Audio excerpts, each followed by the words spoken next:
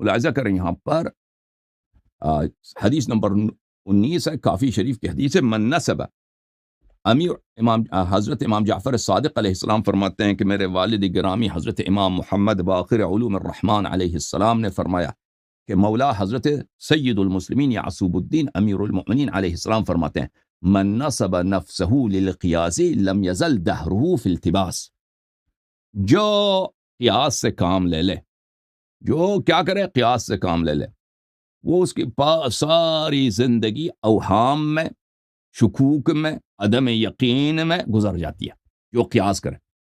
قیاس کس کو کہتے ہیں؟ ایک مسئلہ ہے فرعی، اس پہ کوئی حدیث نہیں ہے، اسی سے مشابہ، اسی کی مثل و مانند جس میں مشابہت ہے، دوسرا مسئلہ اس پہ حکم ہے، اس پہ حدیث ہے، تو ان میں مماثلت دیکھ کر جس مورد میں حدیث نہیں ہے، مماثلت کی وجہ سے اسی حکم کو اس پہ لاگو کریں گے، اس کو کہتے ہیں قیاس، یہ حرام ہے، ٹھیک ہے نا۔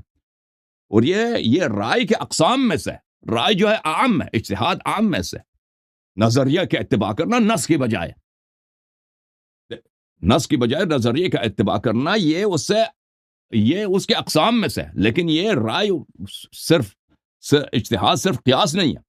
اچھا، پھر میرے مولا حضرت مولا امام امیر المؤمنین علیہ السلام نے فرمایا ومن دان اللہ بالرأی لم یزل دہرہ فی ارتماس، اور جو رائے کے اتباع کرے، اجتہاد کے ذریعے اللہ کی طاعت کرے، اس کی ساری زندگی ضلالتوں میں، گمراہیوں میں غوطور رہنا، ساری زندگی اس حالت میں گزر جاتی ہے۔ اچھا، اور پھر مولا حضرت امام محمد باقر علیہ السلام نے فرمایا من افتی الناس برأیہ فقد دان اللہ بما لا یعلم، جو اجتہاد کے روح سے، کہتے ہیں نا ہمارے پاس دلیل عقلی ہے ہم فتویٰ دیتے ہیں، جو اجتہاد کی روح سے فتویٰ دے دے، لوگوں کے سوالات کا جواب دے دے، اس نے اس چیز کو جو آل محمد علیہ السلام سے سنی، اس کے جو نہیں سنی ہے اس کے مطابق اس نے اس کو دین بنایا، اور ایسا شخص حلال کو حرام بناتا ہے، حرام کو حلال بنا لیتا ہے۔ اچھا، اس حدیث کی شرح میں محدث کاشانی رحمہ اللہ فرماتے ہیں وفی هذا الحدیث دلالت ظاہرۃ علی ان الرأی غیر القیاس، اس حدیث میں واضح دلالت ہے کہ رائے اور قیاس یہ مترادف نہیں ہے، یہ تو بہت واضح ہے لغت کے لحاظ سے، احادیث میں استعمال کو دیکھیں کہ رائے قیاس نہیں ہے، یہ مترادفین نہیں ہے، خلاف ما فہمہ جمہور و متأخری مجتہدین من الاتحاد، اور یہ بالکل برعکس ہے اس چیز کے جو ہمارے جمہور مجتہدین نے سمجھا ہے کہ رائے سے مراد ہی کیا ہے، رائے سے مراد قیاس ہے، وَلَيْسَ إِلَّا اجْتِهَادَاتٌ فِي اسْتِنْبَاطِ الْأَحْكَامِ عَنِ الْمُتَشَابِهَاتِ الَّتِي يُسَمُّونَهَا أَنفُسُهُمْ رَأْيًا، جس رائے کو امام امیر المؤمنین علیہ السلام نے منع فرمایا، یہ وہی ہمارے اجتہادات ہیں، علماء کے اجتہادات ہیں، مجتہدین کے اجتہادات ہیں، کہ استنباط احکام، متشابہات سے یہ احکام استنباط کرتے ہیں،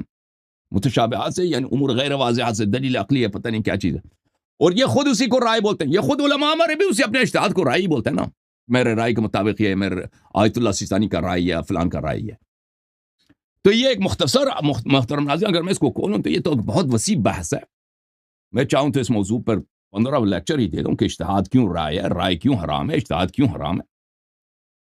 محترم، میں نے آپ کی خدمت میں مختصر بیان کیا کہ ائمہ طاہرین علیہم الصلاۃ والسلام نے بالوضاحہ اجتہاد سے منع کیا، اجتہاد سے منع کیا۔ اب ہمارے ہاں حوضوں میں جا کے وہ اجتہاد، یہ مجتہد ہے بھائی، یہ کوئی تعریف کی لفظ بن گیا نا، مجتہد یعنی یہ تو بہت ہی عزت کی بات ہے، حالانکہ یہ گالی ہے اہل بیت علیہ السلام کے مذہب میں، یہ فسق ہے کسی کو مجتہد کہہ دیں۔ ملاحظہ کریں، یہ المعجم الاصولی يتناول بشرح معظمات المصطلحات الأصولية وتحرير مسائل الأصول بحسب الترتيب الهجائي، تأليف الشیخ محمد سنقور علی، یہ کتاب چھپی ہے قوم مقدسہ میں، معجم اصولی ہے، یہ شیخ محمد سنقور صاحب حوزہ علمیہ قم میں اس کے استاد ہیں۔ اچھا، اصطلاحات کی شرح کی ایک ڈکشنری ہے، ایک انسائکلوپیڈیا، صفحہ نمبر 35 میں الاجتہاد والرائے کے متعلق كان مفهوم الاجتهاد مرادفا لمصطلح الرأي في عصر الأئمة عليهم السلام، فكان كلاهما يعبران عن معنى واحد. اجتہاد ائمہ طاہرین علیہ السلام کے زمانے میں اجتہاد کو رائے کہا جاتا تھا، اور رائے اور اجتہاد ایک ہی حقیقت کا نام ہے۔ اوے میرے عزیزو، او میرے بھائیو، اب دیکھو آپ کے علماء نے چالاکی کر کے کہ وہ چیز جو ائمہ طاہرین علیہ السلام کے مذہب میں کفر کے مترادف ہے، یعنی اجتہاد کفر کے مترادف ہے، یعنی اجتہاد، اس کا نام چینج کیا نا، یعنی معاف کیجئے میں دوبارہ شکر تھا، وہ چیز جو مذہب اہل بیت علیہ السلام کے کفر کے مترادف ہے، کفر کے مساوی ہے، اور وہ ہے رائے۔ اچھا، اسی رائے کے ارتکاب کرتے ہیں، لیکن اس کا نام چینج کیا انہوں نے، کیا رکھا؟ اجتہاد رکھا ہے۔ ہم جی مجتہد ہیں، اور کس طرح کے مجتہد بالرائے ہے نا، رائے کا ہی کا اظہار کرتے ہیں، رائے ہی کا اظہار کرتے ہیں، اپنے فتوے کو رائے بھی کہتے ہو خود بھی، اور تم مجتہد ہو، یہ تو رائے، یہ تو شدیداً حرام ہے۔ اس زمانے میں اس کو رائے کہا جاتا تھا، یہ کام جو آج تم کرتے ہو۔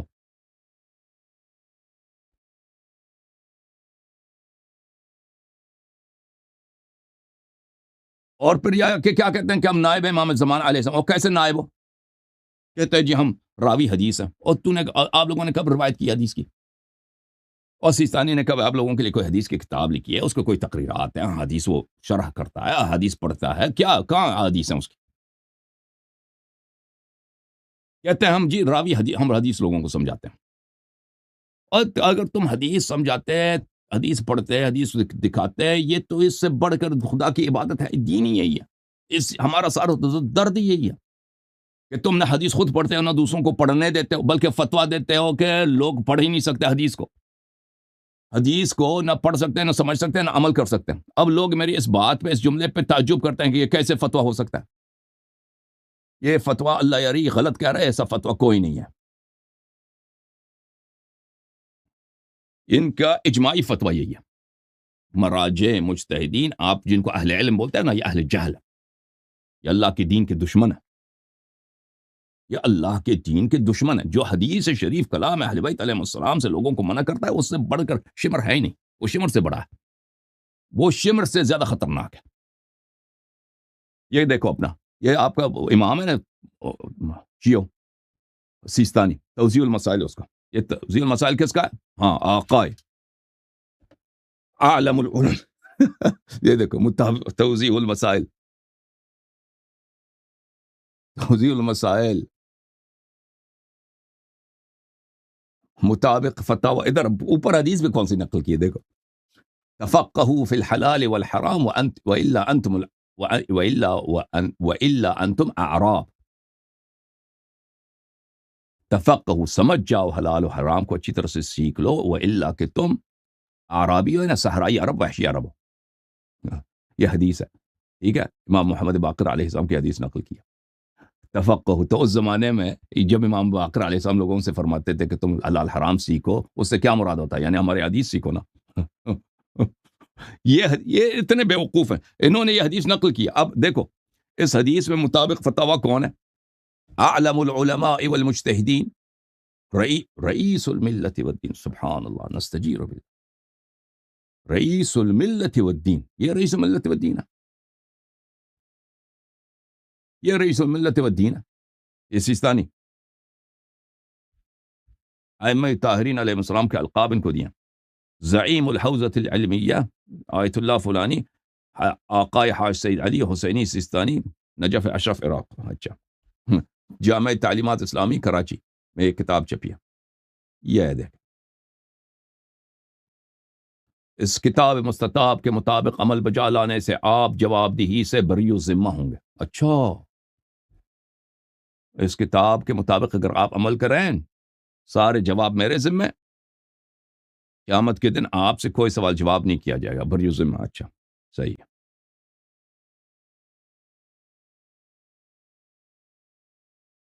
اچھا، یہ احکام تقلید ہے بھائی، یہ دیکھو احکام تقلید، میں اس کو فل پیج کر دوں آپ لوگوں کے لیے۔